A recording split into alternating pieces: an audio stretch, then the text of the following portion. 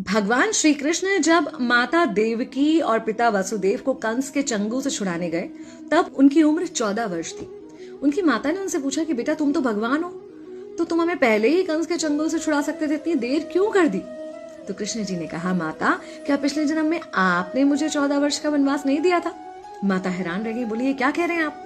तब कृष्ण जी ने बताया कि पिछले जन्म में मैं राम था और आप थी माता कैकेयी और आप ही ने मुझे 14 वर्ष का वनवास दिया था और कर्म फल से कोई नहीं बच सकता माता, इसलिए आपको 14 साल का ये दुख सहना पड़ा। तब आश्चर्यचकित होते हुए माता ने पूछा, तो फिर यशोदा पिछले जन्म में कौन थी?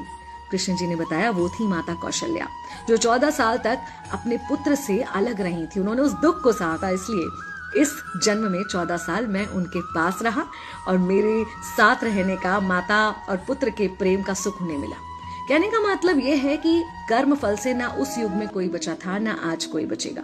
खुद भगवान भी कर्म फल से नहीं बच सकते, इसलिए अपने हर एक कर्म को बहुत सोच समझ कर कीजिए, क्योंकि जिसके भी खिलाफ आप कुछ गलत कर रहे हैं उससे आपकी शत्रुता कुछ समय या शायद एक जन्म की है, लेकिन उसके साथ कुछ गलत करके आप अपने कई जन्म बिगाड़ सकते हैं।